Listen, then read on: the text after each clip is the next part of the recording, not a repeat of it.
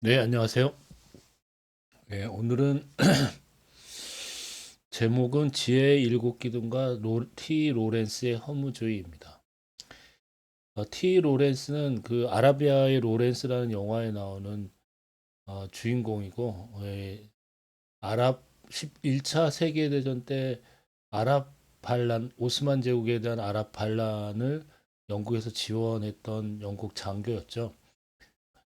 그래서 이제 아랍 반란을 성공시키고 그 다음에 아랍이 독립을 할 수 있도록 지원을 했는데 1차 대전이 끝나고 이제 영국과 프랑스가 그 아랍 쪽 지역을 이제 식민지화 해가지고 나눠 먹기를 했고요. 거기서 이제 로렌스는 그 전쟁 1차 대전이 끝나고 런던의 삶을 삽니다. 그래서 다시 이제 이름을 바꿔가지고 영국군에 입대해서 한 10년 정도 하다가 그리고 나중에 오토바이를 타다가 이제 교통사고로 죽죠. 네. 그리고 이제 이 로렌스가 남겼던 이 2년 동안, 3년인가요? 2년 동안의 그 반란을 주도했던 그 아랍에서 반란을 주도했던 것들을 회고하면서 쓴 게 지혜의 일곱 기둥이라는 책입니다. 이 책이 우리나라에 이제 세 권으로 나와 있는데요. 영어판에는 너무 길어가지고 그 로렌스 자신이 이제 이거를 축약을 해서 한 권으로 만들어낸 영어판 책이 있습니다. 그거는 이제 우리나라에 번역은 되지 않았고요. 그래서 저는 이 영어판 책을 지금 읽었습니다. 예. 직접 읽은 건 아니고 이제 챗GPT 시켜서 이제 번역을 해가면서 읽었는데 이 책은 굉장히 중요한 책이라고 보고 있고 그래서 번역을 해서 거의 끝까지 지금 읽고 있습니다. 이렇게 이제 그 서양인들이 그 아랍이라는 그 지역에 가서 그 전쟁을 치르고 그러면 아랍인들의 생활을 살펴보고 일종 그러면서 전쟁을 치르면서 자기의 개인적인 감정까지 쓴 그러니까 일종의 인류학적인 보고서이면서 그 아랍 민족의 그 생생한 생활 그 장식이 드러나 있고 또 이 로렌스 자신이 가진 이 독특한 그 장점이 뭐냐면 한 사람을 탁 보고서 그 인간이 어떤 사람인지를 이제 바로 한마디로 탁 표현하는 능력이 있거든요. 뭐 그런 굉장한 문학적인 능력이 있어서 이 사람은 어떤 사람이다. 이 사람은 어떻게 살아왔고 그래서 어떤 장점과 단점이 있고 그래서 어떤 일들을 그르치기도 하고 잘하기도 하고 뭐 그런 거를 보는데 이게 또 서양인이지만 아랍 사람의 관점에서 아랍의 민족에 굉장히 정통해 있기 때문에 아랍인들의 생활 양식에 맞춰서 봤을 때 이 사람은 이런 사람이다라는 거를 그 서양인의 어떤 편견을 가지지 않고 바라보기도 하고요. 또 로렌스가 이제 영국인이면서 영국 삶에 대해서는 좀 그 뭐라 할까 동화되지가 잘 못했던 것 같아요 느낌이 거긴 잘 안 나오는데 그래서 오히려 아랍인들하고 친근하고 아랍 사람들에 대한 어떤 삶에 대한 애정 같은 게 굉장히 있고요. 그리고 또 한 가지는 이제 로렌스 자신이 가지고 있는 굉장한 그 서양인으로서의 허무주의 같은 게 있어서 또 그런 거에 있어 느끼는 감정도 있고 자기가 아랍 사람들한테 주고자 했던 그 독립을 결국 성취하지 못했던 것에 대한 자기의 어떤 부끄러움, 뭐 이런 자의식적인 측면도 있어서 문학적으로도 굉장히 훌륭하고 그다음에 전쟁 문학적으로 그 관점에서도 굉장히 훌륭하고 그다음에 인류학의 보고서라는 측면에서도 뭐 이렇게 생생한 보고서가 과연 있었나 그동안에 전쟁 보고서로서 인류학적 보고서로서 이렇게 생생하게 써 있는 보고서도 드물었던 것 같습니다. 그리고 절대 자신을 감추지 않고 자기가 했던 어떤 행동들을 그냥 있는 대로 다 까발려서 그냥 솔직하게 쓴 그 솔직하고 담백한 서술도 마음에 들고요. 그리고 자기의 삶과 인류의 인간의 삶에 대한 깊은 통찰력 같은 것도 가지고 있습니다. 그래서 저는 처음에는 그냥 한번 영어를 읽어볼까 하고서 읽어봤는데 와, 이렇게 굉장한 책이 그동안에 이렇게 알려지지 않고 번역도 제대로 되지 않고 있었구나라는 게 놀랍기도 하고, 네, 그리고 문제는 이 글을 썼던 로렌스가 당시에 30살밖에 안 됐어요.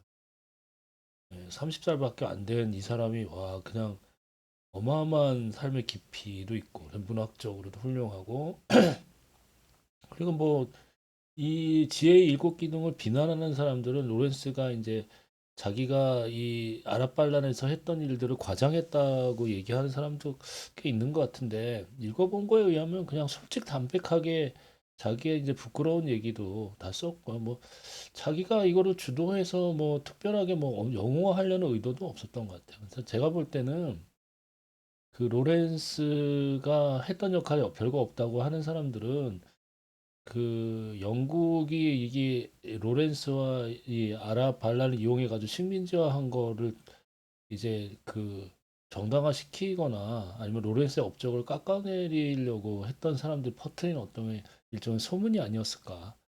왜냐하면 이걸 읽어보면 영국이 결론적으로는 나쁜 놈이거든요. 예. 이 제국주의에 대한 그 나중에 회의감 같은 게 들어있기 때문에 별로 영국인들이 이런 얘기를 좋아할 리가 없잖아요. 그러니까 깎아내린 거에서 생기는 어떤 소문이 아니었을까? 뭐 그런 생각이 듭니다. 네. 그리고 읽어보면 로렌스가 특별히 아랍 민족을 서양인의 입장에서 깔보거나 뭐 그런 것도 없어요. 그 삶의 방식은 서양인들과 다르다는 걸 인정하고 존중하거든요. 그래서 굉장히 태도도 훌륭하고 뭐 그렇습니다. 그래서 이렇게 좋은 책을 몰랐구나. 네. 그리고 이런 게 번역이 이제 제가 알기로는 2015년인가 16년인가 뭐 하여튼 뭐 세 권짜리 되는데 그건 너무나 길게 이제 학술적으로 그건 가치가 있지만 사람들이 읽기에는 너무나 길어서 로렌스가 그 다음에 이제 다시 한번 축약을 해서 쓴 책이 이제 500페이지짜리 영어 책이 있어요. 그래서 그게 뭐 그 정도면 충분하지 않을까. 그 이상으로 서술한 건 역사적이거나 어떤 문헌학적으로 뭐 역사적인 기록으로서는 의미가 있겠지만 우리 같은 사람들이 이렇게 빨리 읽고 이 전체적인 내용을 파악하는 데는 뭐 500페이지짜리 정도면 충분하지. 굳이 그 세 권을 다 이렇게 시간을 들여가면서 다 읽을 필요가 있을까? 그거까지는 아닌 것 같습니다. 그래서 뭐 그 책에서 중요한 대목이나 로렌스가 자기의 생각을 얘기한 대목들이 꽤 있는데 이 책을 꼼꼼하게 읽어야 되는 이유가 단지 다른 책 같으면은 그냥 자기가 했던 영웅담을 쭉쭉쭉쭉 풀어냈을 텐데 이 로렌스의 책에는 중간중간이 이제 자기의 생각들을 이렇게 써놓거든요. 자기가 어떤 걸 느끼고 있고 어떤 걸 고민하고 있고 뭐 이런 걸 써놓은 게 아주 중요한 대목이고 굉장히 철학적인 깊이도 있고 해서 그 중에 한 대목을 이제 가장 중요하다. 이 책에서 로렌스가 가지고 있는 본인의 본질적인 어떤 생각들, 왜 이 아랍발레에 참여했느냐에 대한 아주 근본적인 그것을 서술한 대목이 있습니다. 이게 이 지혜의 일곱 기둥의 가장 핵심적인 생각이라고 보거든요. 그래서 그 부분을 한번 읽어보고 그리고 이제 물론 이 지혜의 일곱 기둥에 나와 있는 이 로렌스가 가지고 있는 이 생각들을 잘 집약해가지고 또 영화로 만든 게 이제 아라비아의 로렌스죠. 이제 거기 보면 핵심은 다 들어있어요. 핵심은 로렌스가 어떤 생각을 가지고 있었고 여기 이 아랍 발레를 왜 참여했었고 그러면서 본인이 그 전쟁에 휘말려가지고 어떻게 극단적으로 사람이 변했는가 뭐 이런 거가 그 마지막에 있는 그 허망함 자기가 그걸 못 이뤄준 것에 대한 허망함 뭐 이런 것까지 다 들어있고 심지어는 영국인으로서 영국에 산다는 것에 대해서 어떤 불편함 뭐 이런 것까지 영화에 사실 지혜의 일곱 기둥의 정수는 다 들어 있습니다. 그래서 이거 극본을 쓴 사람도 참 대단한 것 같아요. 이 긴 회고록을 영화적으로 탁 압축해서 로렌스의 그 책에 나와 있는 가장 핵심적인 것들을 영화로 딱 옮겨가지고 표현을 해냈다는 것도 정말 대단하다는 생각이 듭니다. 물론 이 지혜 일곱 기둥을 영화로 옮긴 아라비아의 로렌스는 지금 이제 작은 화면에서 이제 뭐 들려볼 수 있지만 사실은 이 아라비아의 로렌스는 이제 와이드 스크린으로 해서 큰 대형 화면에서 그 해가 장엄하게 뜨는 그 장면이라든지 낙타를 끌고서 이제 그 사막을 건너서 이제 그 도시를 침략해서 들어가는 장면이라든지 뭐 로렌스가 이제 막 전쟁에 미쳐가지고 총을 아무 데나 쏘면서 눈이 거의 뒤집히는 그런 장면이라든지 이런 거를 대형 스크린으로 딱 봤어야 이제 말하는 게 느낌이 오고 작은 화면을 보면은 아마 잘 이렇게 이해가 안 갈 것 같은데요. 왜냐면 큰 화면으로 봐야 이제 이게 이 빛과 소리와 아니면은 그 인물이 큰 대형 화면에서 그 느끼는 어떤 얼굴 표정과 이런 걸 봐야 이제 영화를 보면서도 책을 봤을 때처럼 이제 순간적으로 딱 느껴질 거지. 작은 화면을 봐서는 아마 잘 모를 것 같습니다. 저는 이제 젊었을 때 옛날 대한극장인가요? 거기서 대한극장 마지막으로 그 큰 대형 스크린에서 하는 마지막 그 영화로 그걸 상영했는데 그때 가서 이제 봤거든요. 근데 정말 훌륭한 영화였습니다. 근데 영화가 훌륭한 거는 결국 이 회고록이 워낙 훌륭한 작품이었구나라는 걸 이제 지금 읽으면서 알게 됐죠. 근데 요 가장 핵심적인 대목인데 이 로렌스가 그 자기가 이제 그 터키 그 군을 이제 쳐야 되는데 어느 부족한테 가서 동의를 구하려고 그러는데 동의를 안 해주는 거예요. 그래서 거기 가서 연설을 하면서 동의를 끌어내는 장면이라고 자기가 썼는데 사실은 본인의 생각을 표현한 거죠. 한번 읽어보겠습니다. 집단적인 삶이란 본질적으로 감각적 쾌락을 위해 사는 것에 불과하다. 진정한 반란에는 안식처도 당장 나눠 받을 즐거움도 주어지지 않는다. 이는 고통과 결핍, 더욱 극한의 위기를 거듭하며 감각의 한계를 나가는 과정이다. 이미 느끼고 지난 감정은 사라지고 표현함과 동시에 죽는다. 사막에 산다는 것은 영원히 계속될 전투와 같고 그 전투 상대는 세상도 생명도 아닌 희망 그 자체이다. 신께서 허용하신 실패라는 자유만이 인간에게 있다. 우리에게 주어진 능력 내에서 할 수 있는 일을 하지 않음으로써 우리가 삶을 지배하고 삶을 우습게 여기는 태도를 얻을 수 있다. 그렇다면 결국 죽음이야말로 우리가 해낼 수 있는 가장 고귀한 행위가 된다. 죽음은 최후의 여유이자 충성이다. 그리고 그 극단인 죽음과 생존 혹은 여유와 생존 사이에서 생존을 극히 최소한의 정도로 유지하고 여유를 최대화해야 한다. 그래야 도리어 창조적이고 영적인 무엇을 낳을 수 있다. 단지 물질적인 활동에 매달리는 사람은 인류에 별 이득을 주지 못했다. 확실한 성공이 무슨 영예가 있을까? 차라리 확실한 패배에서 많은 것을 끌어낼 수 있다. 전능함이나 무한함이야말로 우리 영혼이 만들어낸 두 가지 몬스터이고 건실한 전사는 자기 마음속 괴물과 먼저 싸우는 법이다. 무적한테 맞서 싸운다는 것은 우리 보잘것없는 무기조차도 기꺼이 던져버리고 맨손으로 감히 도전하는 것이다. 오로지 더 강력한 도구를 쓸 수 있는 더 뛰어난 정신에게 패배하는 것. 바로 거기에 명예가 있다. 그래서 궁극적으로 실패하는 것이 우리의 목표여야 하지 않나? 패배를 갈구하면서 오히려 신에게 세차게 치라고 부르짖음으로써 우리 자신을 단련해 신을 파멸로 이끌 무기가 되게 만드는 것이다. 참 독특한 생각입니다.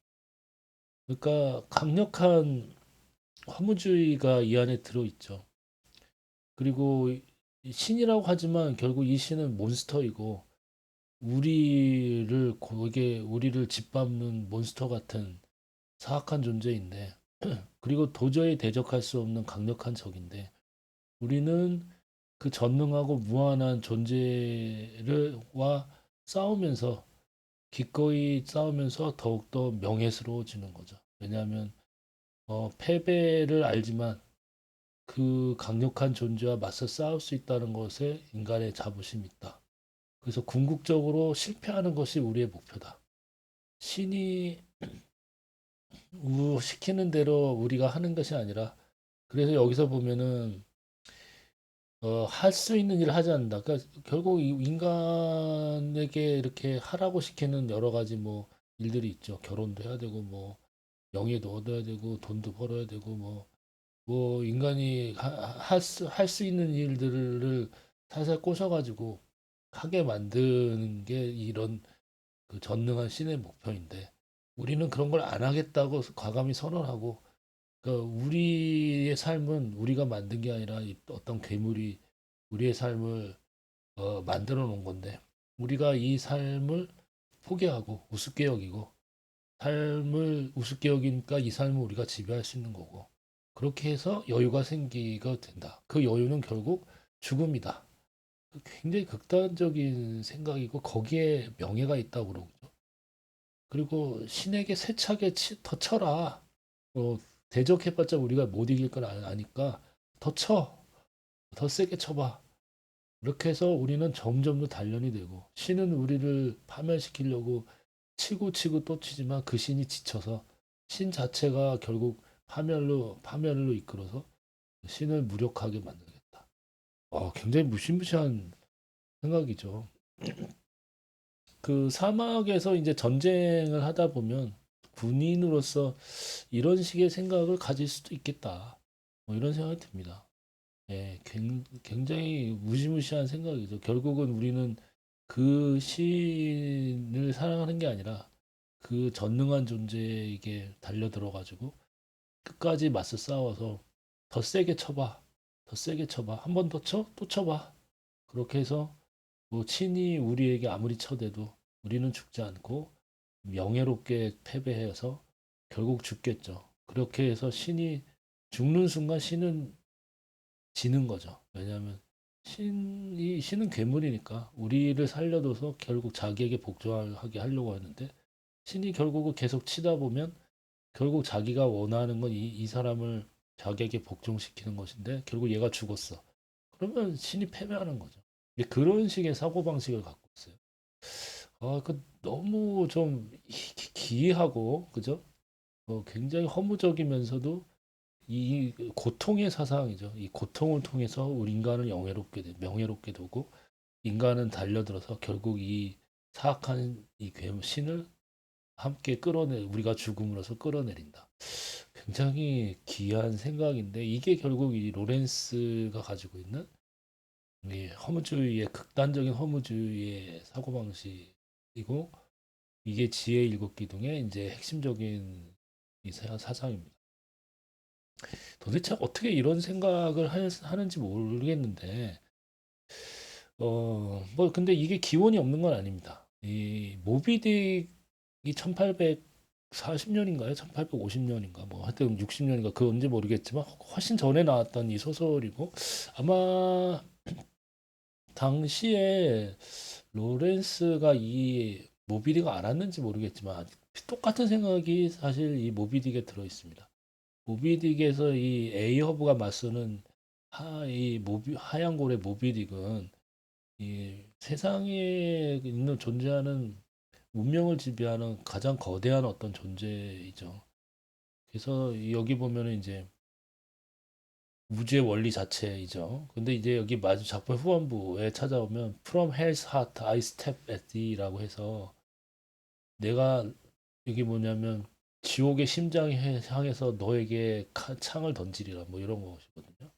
예, 무시무시한 말로 최후의 일격을 창을 던지는 거죠. 그래서 뭐 여기 나오지만 이제 저주의 창을 던져서 너와 함께 이게 그 끝장내버리겠다. 이게 결국 이제 에이허브의 사상이나 로렌스의 생각이랑 사실 똑같은 거거든요. 제가 볼 때는. 그래서 이 우주의 신한테 맞짱을 떠가지고 너도 죽고 나도 죽고 한번 해보자. 뭐 이런 생각인데, 예, 좀 비슷하다고 합니다. 예, 비슷할 것 같고, 근데 여기서는 이 비극적인 이 A허브에서는 이제 비극적인 인간상이 나오는 거죠. 같이 죽는다. 이 끝장을 그 최후의 대결 일격을 통해서 너를 죽이고 나도 같이 죽는다. 결국 비극적인 영웅적인 생각이고 로렌스는 군인이니까 맞아도 단련해가지고 결국은 명예롭게 죽는 군인으로서의 명예 뭐 이런 걸 생각한 거는 뭐 비슷한 점도 있고 다른 점도 있지만 극단적인 반신주의 뭐 이런 반허무주의를 넣어서 극단적인 반신론 뭐 이라고 할 수가 있겠죠. 그래서 어떻게 서양에서 이런 생각들이 나왔는가 보면 그까지는 이제 여기서부터는 제 생각입니다. 그러니까 허무주의라는 게 19세기부터 있었거든요. 이제 니힐리즘이라고 이제 하는데 그 19세기에는 이제 서양에서 이제 니힐리즘이 이제 시작됐습니다. 그래서 니체를 잘 아실 텐데 이제 니체가 니힐리즘의 문제점을 지적을 했었거든요. 그러니까 수동적인 니힐리즘 이거 화과 능동적 리얼리즘을 구분해서 했는데 하여튼 당시에도 서양에서 이제 허무주의가 엄청나게 유행을 했다는 거는 이제 감으로 알 수가 있는 거죠. 그리고 제가 좋아하는 도스토옙스키의 소설도 보면 다 허무주의와의 대결을 얘기하거든요. 그래서 다 거기에서 시작된 사상들이에요. 보면 로렌스나 아니면 이 모비딕에 나오는 에이허브의 얘기나 다 그런 사상들이고 우리야 뭐 그런 생각들이 없으니까 뭐 19세기, 20세기에 서양에서 있었던 그런 허무주의가 뭔지 뭐 우리가 알 수는 없는. 그래서 사실 이런 로렌스나 모비딕에 나오는 이런 생각들을 우리가 잘 사실 이해하기는 어렵습니다. 근데 이런 허무주의가 어떻게 해서 이제 나왔냐면은 사실은 이제 서양, 동양, 중국에서나 한국에서나 일본에서는 이런 식의 허무주의는 나올 수가 없어요. 왜냐하면은 이게 시작된 배경은 기독교라는 어떤 그 신 중심의 세계관이 사라지는 시대에 나온 얘기거든요. 그러니까 이제 이런 허무주의가 어떻게 해서 나온 거냐면 결국은 이제 이 유일신론에서 시작되면 그 끝이 이제 허무주의로 가는 겁니다. 예, 그게 쭉 이어지거든요. 그러니까 허무주의는 이제 유일신론의 마지막 아들, 마지막 자식이라고 할 수가 있는. 왜 그러냐면 유일신론이라는 거는 결국 모든 도덕적인 그 것과 삶의 의미 자체를 신이라는 데서 두면서 그 하나의 그 체계를 만드는 거잖아요. 근데 이제 19세기가 딱 되면 뭐 다인의 진화론도 있고 뭐 칸트가 얘기한 어떤 불가지론도 있고 뭐 해가지고 이 붕괴가 돼요. 유일신 중심의 사고 방식이 붕괴가 됩니다. 그럼 이제 사람들은 어떻게 변하냐면은 그 유일신론이 사라지니까 삶의 목적이나 목표가 사라졌다고 생각하는 거예요. 이 우주 자체가 하나의 그 거대한 체계로 이어진 게 중세 아퀴나스의 철학이잖아요. 아퀴나스의 신학 체계인데 그 체계 자체가 완전히 허르르 무너지면 사람들이 어떤 감정을 느끼냐면은 결국 허무주의를 느끼는 거죠. 그래서 그런 다음에 이제 적대감을 느낍니다. 그 다음에 나오는 게 뭐냐면은 이 신이 결국 우리가 생각했던 그 신이 아니라 그 nothing, 허무와 신을 동일시하고 그 다음에 이 세상에 돌아가는 각 사악한 원리들에 대해서 눈을 뜨게 되면서 결국 이 사람들이 신이 존재하지 않는다는 게 아니라 존재는 하는데 우리가 생각하는 신이 아니라 사악한 신이라고 생각해서 그 사악한 신에 대한 극단적인 증오심을 품게 되고 그러고 그 신과 영웅적인 대결을 벌인다. 뭐 이렇게 스토리가 가는 거거든요. 뭐 이런 희한한 생각들을 우리가 굳이 뭐 동양인들이 알 필요가 있냐 하지만 이 서양에서 나오는 이런 책들이나 뭐 모비딕이라든지 아니면 이런 로렌스의 책이라든지 이런 거 이해를 하려면 좀 알아두는 게 나쁘지는 않습니다.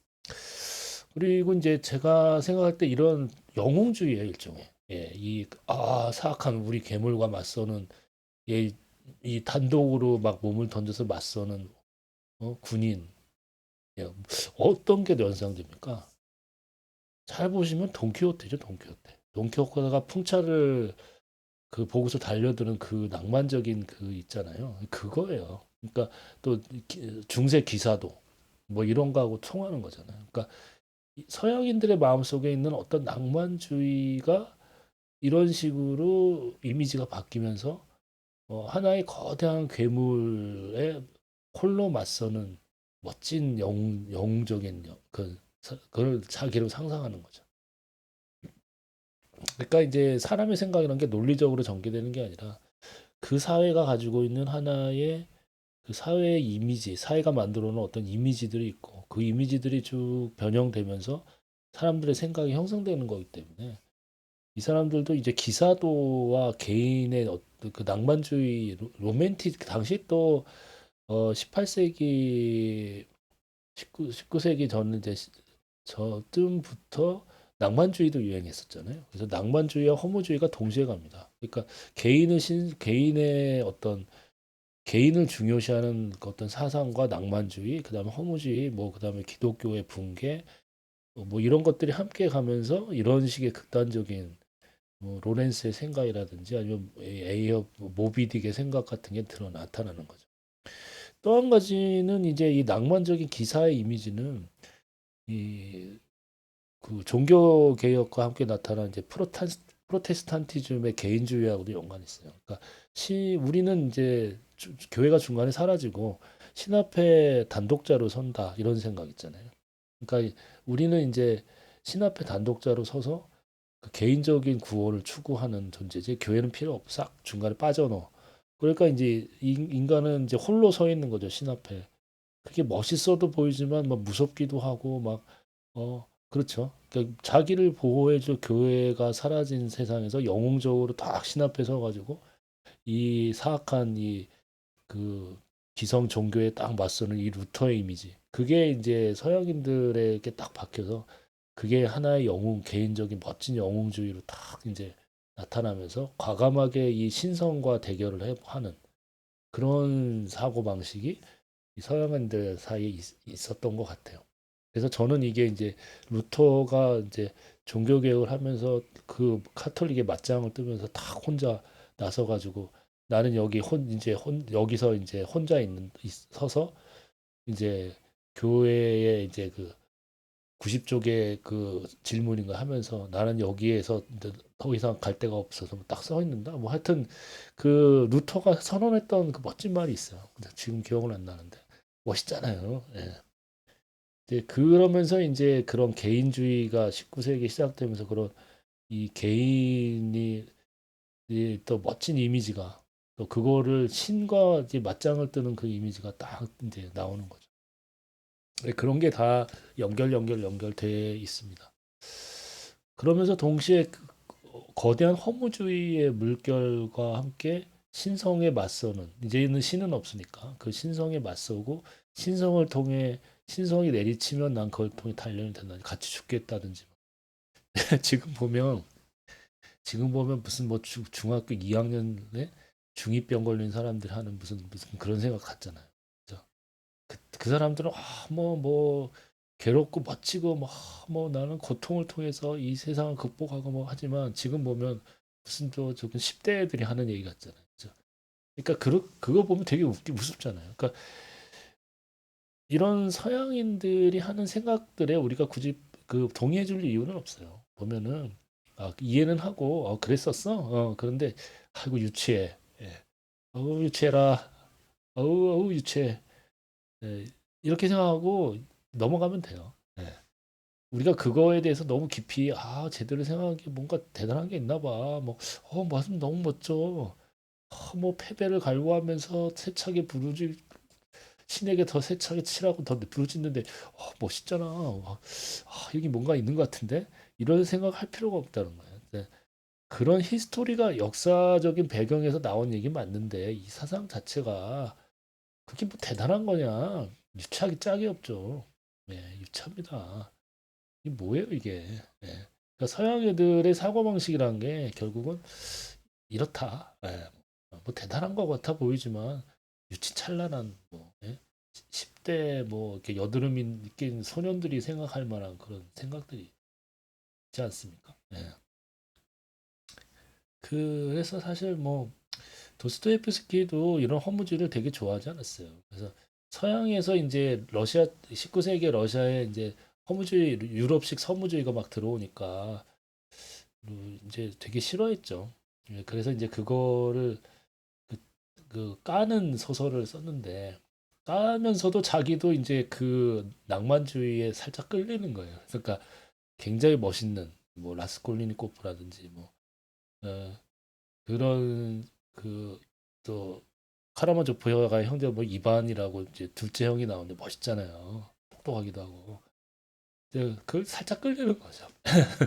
자기 그리고 이 사람도 결국은 이제 그러면서도 또 어떤 여성을 남성을 구원해줄 여성을 만들어 가지고 마치 이제 남성이 그 여자를 보고서 그 자기의 이제 허무주의를 내려놓고 이제 일종의 러시아 종교식 사상으로 이제 돌아가는 뭐 이런 약간 로맨틱한 뭐 얘기들 대중들이 당시에 이제 러시아 대중들이 좋아할 만한 그런 얘기들을 이제 써놨어요. 그래서 사실 잘 팔린 이유도 뭐 그런 이유가 있겠지만 근데 이제 사실 이 도스토옙스키는 이 허무주의를 되게 싫어했습니다. 그래서 어, 깊이 있게 싫어했어요. 왜냐하면 그 사상 자체가 가진 유치함 이런 거를 잘 알고 있었거든요. 그래서 악령이라는 소설을 보면은 온갖 미사여구를 써서 멋진 얘기들을 써놓는 것 같지만 결국 결말은 그 치졸한 이런 얘기를 써서 그런 허무주의가 어떻게 끝이 나는가 그거 써놓고 결국 그게 이제 정치적으로는 일종의 테러로 끝나가지고 끝날 것이다. 근데 그게 어떤 사람은 20세기에 들어온 이제 공산주의를 예고한 거라고도 봐요. 왜냐하면 그 사고 자체가 유치하기 때문에 유치한 애들이 정치 집단이 돼가지고 나라를 끌게 될 것 같다는 그 예감이 아마 있었나 봐요. 그러니까 신중하고 깊이 있고 이 세상에 대해서 깊이 있게 생각하는 게 아니라 뭐 이게 무슨 뭐 맞짱을 뜬다는 둥 그죠? 그러니까 사실 그리고 20세기에 나오는 실존주의도 뭐 말은 멋있고 뭐 미사여구로 뭐 철학적인 깊이가 있고 하지만 결국 보세요. 그것도 일종의 개인이 이 거대한 허무한 세상에서 멋있게 영웅적으로 이제 부서지는 뭐 이런 얘기잖아요. 그래서 거기에도 사실은 19세기에 나왔던 허무주의와 실존주의가 이 쭉 연결이 되는 겁니다. 그래서 실존주의도 이제는 쭉 사라져 버렸죠. 예, 서양에서 별로 관심이 없어요. 예, 지금은 왜냐하면 이제 그 유치함을 이제 사람들이 이제 알고 있기 때문에. 하여튼 뭐 당시 사람들은 이런 생각에 빠져 있었다는 게 분명합니다. 예, 그래서 로렌스도 아마 그 영국의 어떤 그 지성인으로서 이런 사고방식을 잘 알고 있었고 거기에 끌렸겠죠. 그래서 아랍 반란에 참여하면서 자기가 이런 걸 온몸으로 던져가지고 체험을 해본 거고, 그래서 이 책이 팔렸을 때 영국에서 엄청나게 팔렸던 게 실제 말로는 이런 허무주의를 얘기하면서 그걸 실제로 해본 사람은 로렌스밖에 없거든. 영국인들이 이불이야 뭐 얼마든지 떠들 수 있겠지만 허무주의 뭐 어쩌고 저쩌고 하면서 뭐 하겠지만 여기서 로렌스는 말로만 한 게 아니라 자기가 전쟁에 직접 참여해서 실제로 그거를 체험을 했잖아요. 거기서 나온 말이 얼마나 그 생생하고 그 의미가 그 말의 의미가 있습니까? 이러니까 이제 사람들이 그때 당시에는 말로는 자기네들이 떠들었는데 실제로 이거를 가서 몸으로 해본 사람이 얘밖에 없으니까. 그러니까 이제 그 책이 엄청나게 사람들이 좋아하고 팔렸던 게 아마 그런 이유였던 것 같아요. 근데 이 1960년에 나온 아라비아의 로렌스에서는 이 로렌스가 했던 거를 그 동의를 안 해줍니다. 예. 로렌스 자신도 그런 생각을 막 표현을 하지만 여기에서 빠져서 자기가 어떤 영웅주의에 확 빠져 있던 건 아니거든요.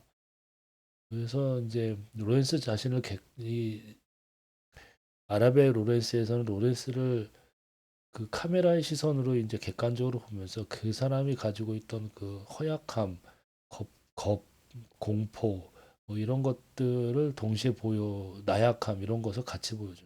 그래서 굉장히 복합적으로 서술을 해놨습니다. 네. 여기서도 이제 로렌스는 이 말을 연설을 하면서 막 자기가 도취돼서 말한 것 같지만 실제로 이 뒤에 나오면은 이제 두려움도 많고 전쟁에서 전투에서 몇 번 실패도 하고 뭐 했었죠. 네, 그렇지만 하여튼 뭐 굉장히 뭐 솔직 담백하게 써놓은 책이라 여러 가지 배울 점이 많이 있다. 자, 그럼 이제 보시다시피 저는 당연히 이런 극단적인 허무주의나 신과의 뭐 대결하는 이런 유치한 생각에는 일절 동의하지 않습니다.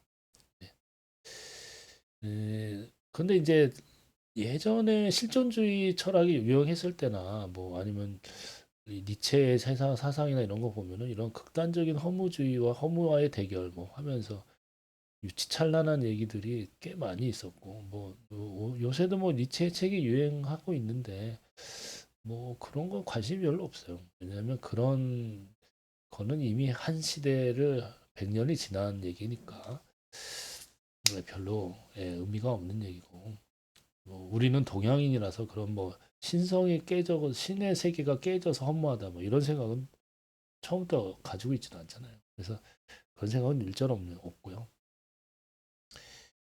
저는 전혀 동일하지 않는데 그럼 넌 뭐니? 라고 물어보면 글쎄요.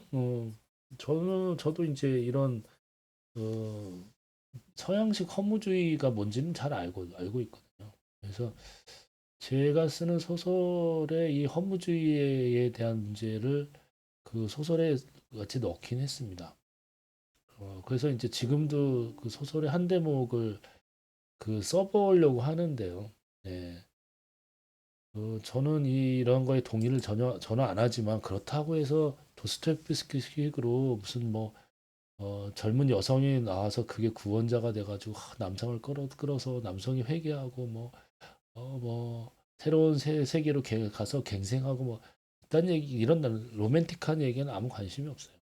그래서 그 도스토옙스키의 한계인데 도스토옙스키는 허무주의를 막 깔 수는 있었지만 그럼 어떤 세상을 우리가 만들어야 되는데? 라고 물어보면 그 사람도 할 말은 없었거든요. 그냥 뭐 기독교 복음주의 아니면 러시아 정교 그 러시아가 세계를 이렇게 그 세계에서 탁 등장해가지고 세계를 끌고 가는 그런 러시아 제국주의에 대한 생각이 있었던 거죠. 근데 그런 거를 본인도 그 소설에서 막 드러낼 수는 없잖아요. 그래서 살짝만 얘기를 했고 자기가 쓴 이제 일기에서는 막 집어넣습니다. 네. 그래서 제 소설에서는 러시아의 어떤 그 소설의 주인공이 한 명 나와요. 그 이반이라고 하는 자기 별명을 이반이라고 하는 그 소설 주인공이 나오는데 이 사람도 이제 까라마조프가 이반처럼 굉장히 똑똑한 가고 천재였습니다. 그 얘기를 좀 해보죠. 그거는 소설로 써놨으니까. 그래서 이 이반은 굉장히 똑똑한 사람이었지만 이제 그 이반은 허무주의 이런 허무주의에 빠져 있어요. 러시아식 서양식 허무주의에 깊이 빠져 있었고 그다음에 그 지금 후로부터 이제 100년 후니까 기후 위기로 러시아나 거의 세계가 망했기 때문에 굉장히 허무주의에 빠져 있었고 이 극단적인 혐오와 대결에 대한 사상을 갖고 있습니다. 그래서 자기는 못하면서 자기 주변에 이렇게 젊은 사람 젊고 이제 막 몸은 뜨거운데 그걸 끌어줄 사람이 없는 젊은이들 다 끌어들이죠. 그래서 그게 굉장히 똑똑하고 리더십도 있고 얼굴도 굉장히 잘생기고 뭐 했기 때문에 주변에 남자도 여자도 다 그 사람을 리더로 해서 막 모이게 됩니다. 그래서 이제 그 러시아에서 방황하는 젊은이들을 다 끌어들여서 이 사람이 이제 자기 사상을 심는 거죠. 자기도 안 믿어요, 사실. 자기도 안 믿는데 이런 식의 이제 그 허무와의 그 극단적인 대결을 통해서 막그 우리 사악한 신을 끝장내고 이 세상을 끝장내면서 그 같이 죽는 그런 사고 방식을 끌어 집어넣으니까 막 열광을 하는 거죠. 그래서 그 이 이반이 우리 주인공 이반이 살살 이제 젊은 친구를 꼬셔가지고 그 자살 테러 폭탄 조끼를 입고 모스크바 국회의사당에 들어가서 이제 폭탄 테러를 하게 만들어요. 그래서 그런 거 몇 번을 해가지고 이제 테러를 일으킵니다. 근데 자기는 싹 빠져 있어요. 자기는 그런 거에 냉소적입니다. 그러면서 지 동생이 있거든요. 동생도 이름이 이제 알료샤인데, 이렇게 저는 이제 까라마조프가 형제들에서 이름을 따왔어요. 그래서 다 별명입니다. 그러니까 알료샤한테 그 자기가 이제 얘기를 합니다. 쟤는 원래 그 자살폭탄 테러를 입고 죽은 그 애는 원래 저기 생각이 그밖에 없어. 그래서 걔는 그게 최고야. 그래서 내가 그렇게 생각을 심은 거지. 그치만 걔는 유치하게 짝이 없었어. 별 볼 일 없는 애고 걔한테 그보다 더 심한 어떤 사상이 있었는데 그거 알려줘봤자 걔는 감당을 못해서 안 줬어. 뭐 이런 거예요. 그러니까 자기는 그렇게 생각을 심어놓고 그 걔의 한계가 거기까지니까 거기까지만 알려준 거야. 막 그렇게 하는 거죠. 지는 다 피해놓고. 그리고 알료샤한테는 그 이상의 생각들을 알려줍니다.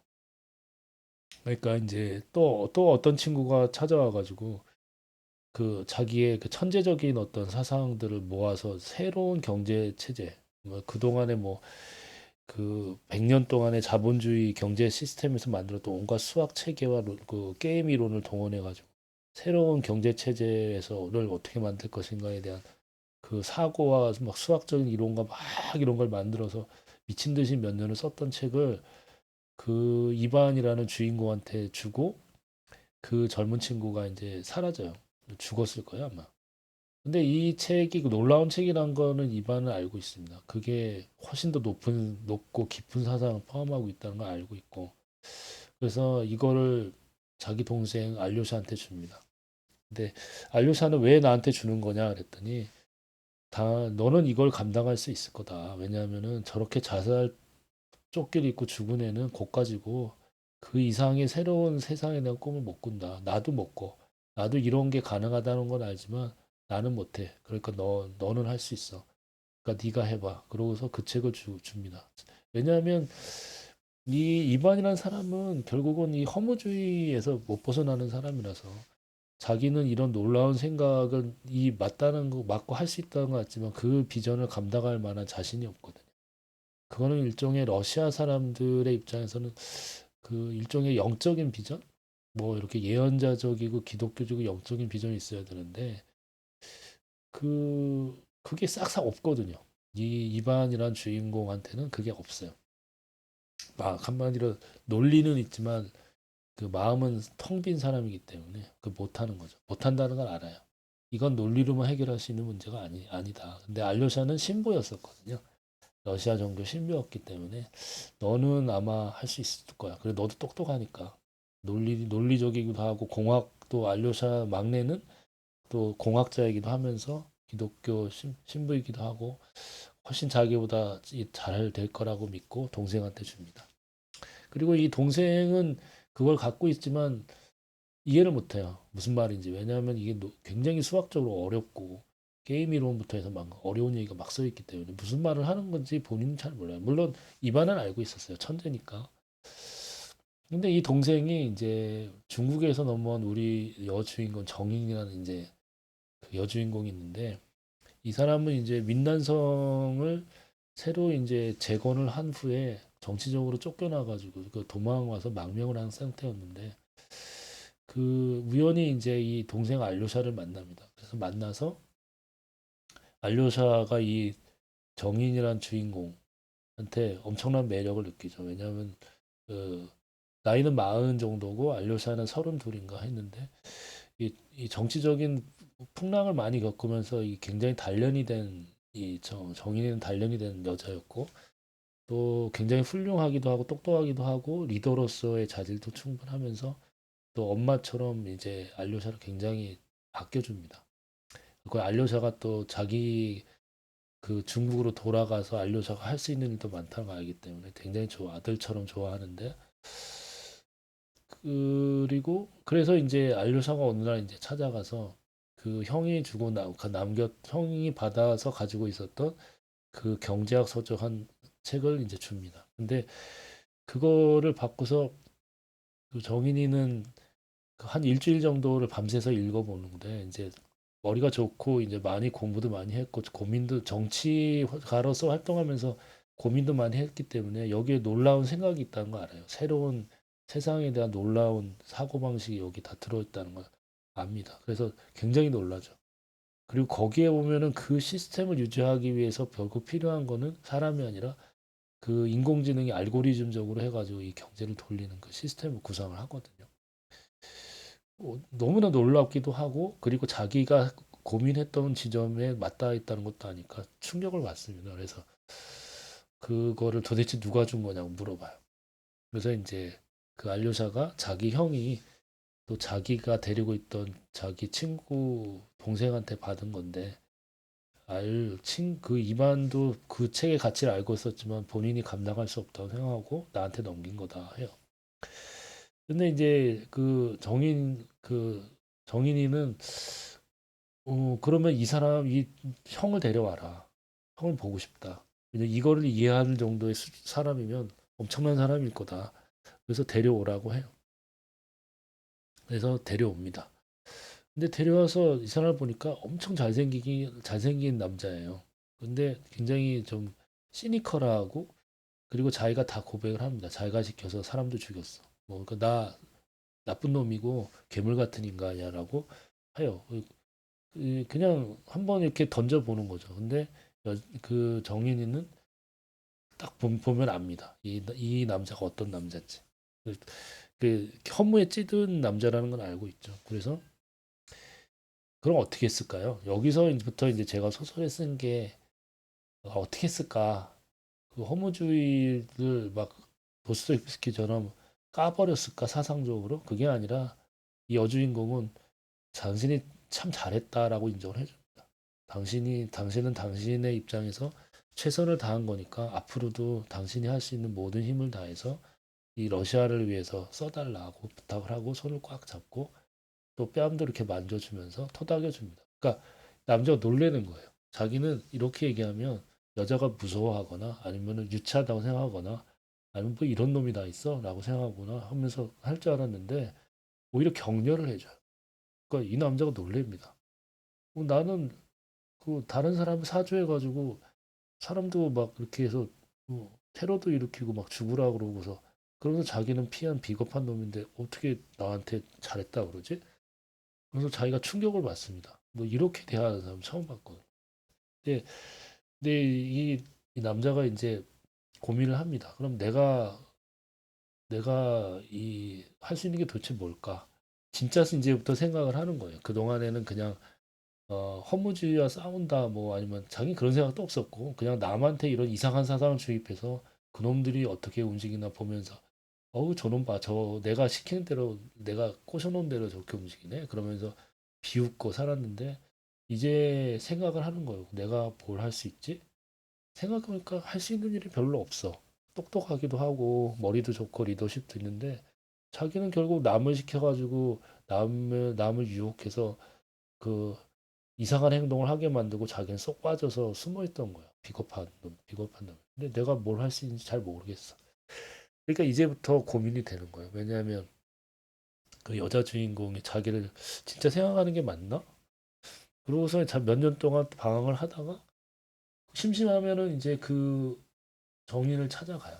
찾아가면 늘 그 여자는 그 이반이 좋아하고 있던 음식을 항상 준비해서 기다리고 있다가 그 음식을 정하고 저녁을 먹으면서 뭐 아무 말도 안 하고 그냥 밥만 잘 먹이고 그 다음에 이제 하룻밤 재워주고 아침 먹이고 이러고 돌려보내면 엄마 같이 행동을 하는 거죠. 항상 격려하고 받아주고 그, 그 아들로서 이렇게 대하는 그런 태도를 보이니까 너무 편하기도 한데 부끄럽기도 한 거예요. 아무것도 바라는 게 없어요, 진짜로. 아무것도 바라지 않아. 아들한테 엄마가 바라는 게 없는 것처럼 이 여자도 바라는 게 없어요. 그리고 이 남자가 언젠가는 러시아를 위해 자기 나라 러시아를 위해서 정말 좋은 일을 할 거라고 진짜 믿어요. 믿는다고 해요. 그러니까 이 남자가 나를 어떻게 이렇게 믿냐? 나는 그런 남자가 아니다 하는데 너는 내 아들이니까 나중에 이제 얘기를 합니다. 당신은 내 아들이다. 그러니까 아들한테 내가 기대하는 바는 있지만 언젠가는 놀라운 일을 할 거라고 하지만 내가 당신한테 강요하는 게 아니라 엄마로서 그 아들이 잘 되기를 바라는 마음이 있다. 그리고 나는 당신이 러시아의 아들로서 또 잘 할 거라고 믿는다. 뭐 나는 엄마로서 그 정도밖에 얘기 못한다. 이렇게 얘기해요. 근데 이 남자가 자기를 아들로 대한다는 거에 놀랍기도 하고 정말 그렇다고 생각을 또 하는 거예요. 그래서 그 다음부터 갈등이 되는 거죠, 이 남자. 남자 허무이 그냥 삶을 그냥 뭐 그냥 장난감처럼 자기 삶을 갖고 놀았던 남자인데 이렇게 대하니까 이 삶이 진짜 무엇인지에 대해서 뭘 할 수 있는지에 대해서 정말 고민을 하게 되는 거예요. 예, 그게 사실은 제가 생각하는 겁니다. 예, 그래서 허무주의를 극복하는 방법이 무슨 뭐 말로 논리적으로 극복하는 게 아니라 누군가 삶에 가치 있지 않을까 질문해보고 그 가치 있다고 생각하는 사람이 그 다른 사람을 감화시켜서 생각을 해보게 만드는 거. 뭐 그런 거죠. 그런 거지 뭐 이게 논리적으로 틀리고 맞고 그런 거 그렇게 해서 해결할 문제는 아니라고 봐요. 네. 그런데 또 이 그 정인이 밑에는 안나라는 이제 또 한 명의 또 여주인공이 있습니다. 그래서 이 안나한테 이 정인은 또 정반대의 생각. 한마디로 이 극단적인 어떤 뭐라 그럴까? 극단적인 기독교, 극단적인 갱생, 극단적인 어떤 부활 사상을 불어넣어요. 그래서 이 러시아를 위해서 할 수 있는 모든 거를 다 해보고 싶다는 어떤 생각을 불어넣어요. 그리고 러시아의 일종의 엄마처럼. 예. 그래서 언젠가는 이 러시아가 사라져도 이 러시아의 광대한 이 시베리아 땅에서 사람들을 모아서 이 유목 생활을 하면서 이 사람들을 끌어서 다시 이 그 사람들을 끌어서 살 수 있게 만드는 엄마로서의 역할을 본인이 하고 싶다는 마음이 있었는데 그걸 하라고 강력하게 그 마음에 그 힘을 불어넣었어요. 그래서 이 안나가 원래 굉장히 나약하지만 이 종교적인 통찰력이 있어서 사람들 탁탁 꿰뚫어보는 그런 힘이 있었는데 거기에 있던 어떤 정의를 통해서 어떤 지성적인 힘도 배우고 리더십도 배우고 그리고 강한 여자로 거듭나서 결국은 이제 모스크바에 가서 많은 사람들을 데리고 그 모스크바에 아마 내란이 있었을 거예요. 내란도 있고 테러도 있고 해가지고 망해가는 모스크바의 사람들을 끌어들여서 시베리아로 떠나서 거기서 새로운 땅에서 새롭게 시작하는 거를 그 리더로서 하는 거죠. 근데 그러면서 아, 이반이라는 주인공이 안나와 같이 삽니다. 물론 이거 섹스를 한 건 아니고 그냥 끌려가는 거죠. 왜냐하면은 이제 정인이 대신에 이제 안나가 이제 엄마처럼 역할을 해주니까 그냥 질질 끌려다니면서 그 사람이 하자는 대로 자기의 천재적인 능력을 발휘해서 사람들을 모으고 제 돈을 모으고 뭐 그러면서 하자는 대로 다 해주는 거예요. 왜냐하면 좋아하니까. 그렇다고 이제 정인이한테 좋아한다고 할 수는 없고 엄마니까. 그래서 안나를 정인이처럼 여기고 안나와 같이 살면서 안나가 하자는 거 다 해줍니다. 이제 왜냐하면 이제 이 사람이 갈 데가 없어요. 할 수 있는 게 뭔지 잘 모르겠고 내가 이 러시아를 위해서 뭘 한다? 잘 모르겠어요. 근데 안나가 하겠다니까 그래 그러면 다 해줄게 이렇게 되는 거예요. 근데 이제 결국은 안나의 마음을 얻지는 못합니다. 왜냐하면 안나의 관심은 러시아의 아이들을 모아서 새로운 세상을 만드는 것이 안나의 꿈이었기 때문에 할 수 있는 걸 다 해주지만 개인적인 애정을 주진 않아요. 예. 물론 이제 좋아하는 건 맞고 하지만 자기만 좋아하고 뭐그 애인처럼 해주는 건 아니죠. 그래서 다 해주고 자기가 이 사람 옆에 서 있어봤자 본인이 이제 계속 그 허망한 생각을 벗어날 수는 없고 해서 그러다 어떤 계기인지 모르지만 하여튼 이반은 안나를 떠나서 혼자 살게 됩니다. 근데 이제 너무 외로운 거죠, 이때부터. 왜냐하면 모든 거를 다 그 여자를 위해서 해줬는데 그러니까 이제 자기가 한 번도 느끼지 못했던 어떤 외로움, 자존심을 내려놓고 차라리 안나한테 가서 결혼해 달라든지 같이 살고 싶다든지 사랑한다든지 했으면 간단하게 끝날 수도 있는 문제인데 존심이 상해가지고 그 말을 못했거든. 그러니까 또 이 돌아가자니 또 존심 상해요. 그래서 결국은 그 이반은 그러다가 이제 어느 날 또 자기를 너무 좋아하는 여자가 같이 살다가 둘이서 이제 그 강에 빠져가지고 자살을 해서 죽죠.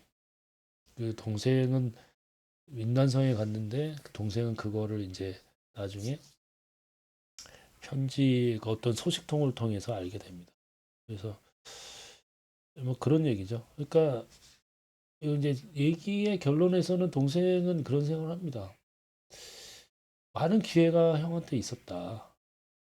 그 정인이도 그렇고 안나도 그렇고 그리고 실제로 행동했는데 왜 그 돌아갔을까?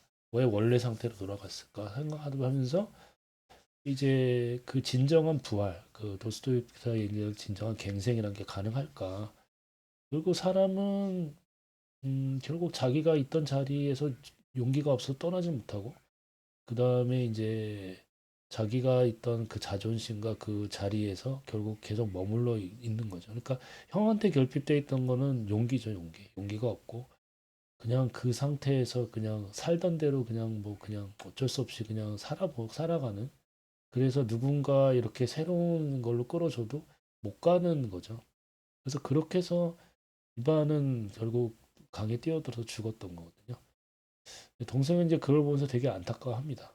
예. 왜냐면 자기도 마찬가지였거든요. 자기도 윈난성에 왔지만 결국 자기도 이제 그 자리에 애매하게 머물러 있는 거죠. 근데 여자들은 달랐죠. 여자들은 용감하게 이제 싸워서 윈난성을 재건시키기도 하고 또 안나라는 여자는 이제 그 시베리아로 가서 새로운 마을과 그 도시를 만들기도 하고 뭐 그렇게 하는데 자기는 윈난성까지 왔지만 형처럼 뭐 실제로는 아무것도 하는 일이 없어요. 왜냐하면 결국은 그냥 그 삶에서 그 자리에서 맹맹 맴도니까. 예, 뭐 그런 얘기로 이제 단편이 이제 끝나게 됩니다. 예. 뭐 그렇게 이제 마무리를 앞에 이제 모스크바에 있던 서나 이제 이반의 러시아 얘기는 거의 다 써놨고 뒤에 이제 동생이 회고를 하면서 쓰는 얘기를 지금 쓰고 있는데 결국 제가 쓰려는 허무주의 얘기는 뭐냐면 마치 이제 부처님이 손을 펼치고 모든 사람들에게 오라고 한 것처럼 다 이제 품어주는 거죠. 허무주의자든 뭐 아니면은 이렇게 극단적인 로렌스 같은 사람도 품어주지만 결국 그 사람이 나가지 못하고 빠져나오지 못하고 용기가 없으면 결국 아무것도 안 되는 거죠. 그래서 모든 문제는 허무주의의 문제가 아니라 그 사람이 자기가 살고 있던 그 삶의 습관에서 벗어나지 못하고 용기가 없고 그냥 거기서 그냥 살았으니까 내일도 이렇게 살 수 있으면 되는데 뭐 내가 굳이 뭐 여길 벗어나서 왜 딴 삶을 어떻게 살아 뭐 이런 데서 생기는 문제지 인생이 허무하고 뭐 그래서 생기는 문제는 아니라는 게 제 생각이에요. 엄청난 시간이 거의 한 시간이 흘렀는데 저렇게 제가 얘기를 하면서 소설을 구상하고 있습니다. 그러니까 소설 테마를 구상하고 그 테마에 관련된 이야기들을 만들고 그다음에 거기에 사람을 도입하고 설명을 붙이고 왜 이 사람이 이렇게 할 수밖에 없었고 왜 저 사람은 저렇게 할 수밖에 없었고 저 사람의 한계는 무엇이고 뭐 이런 것들을 하기 위한 여러 소설 노트들을 구상하면서 또 이런 거를 말로 풀어가지고 얘기를 집어넣고 하면서 제가 소설을 계속 이제 업그레이드를 하고 있거든요. 어, 이런 식의 어떤 허무주의 문제에 대해서 소설적인 구상을 한 건 꽤 오래됐습니다. 뭐 그렇고 뭐 저의 지금 개인적인 입장은 뭐냐면 이런 식의 허무주의에 대한 영웅주의는 저는 관심이 없고 그 사람이 허무주의를 느끼든 말든 그게 중요한 게 아니라 누군가 오픈 손을 벌리고 내 품으로 들어와서 다 이런 사람들 뭐 이 사람이 악인이든 선인이든 뭐 살인마이든 다 품어주면서 그 사람들을 새로운 세상으로 끌고 가는 그런 방식으로 허무주의가 극복된다라는 게 제 생각이거든요. 개인이 뭐 이렇게 뭐 허무한 세상에 뭐 신에 부딪혀서 막 싸워서 뭐 부서지면서 영웅적으로 죽고 뭐 이런 데 관심이 없어요. 결국은 누군가 인격의 문제이긴 하죠. 누군가 나와서 이 세상 전체를 하나로 품으면서 다 같이 가봅시다. 뭐 그 사람이 거지였던 허무주의자였던 과거에 어떻게 살았던 상관없고 자 내 손을 붙들고 한번 가봐요 했을 때 따라오는 사람이 하는 새로운 세상을 만든다. 뭐 거기에 무슨 새로운 무슨 뭐 사상이나 그런 게 필요한 게 아니라 결국 이제 누군가 엄마처럼 쫙 이제 사람을 품어주는 그런 거를 생각하고 있는 거예요. 그래서 그게 이제 부처님의 어떤 태생 그 태도이기도 하고, 예, 뭐 저는 뭐 그렇게 생각합니다. 결국 결론은 이제 그런 건데, 어, 그리고 이제 제 소설에서는 이제 정인이라는 주인공이 이제 그런 역할을 하죠. 그래서 거기에는 수많은 사람들이 이제 그 품으로 들어옵니다. 뭐 못 가고 주저해서 안 잡아가지고 끝난 사람도 있고, 결국은 그 사람의 그 여자의 품에 들어가서 그 여자와 함께 새로운 세상으로 확 가버리는 살인마도 한 명, 살인마도 한 명도 그렇게 해서 갱생을 했고요. 네.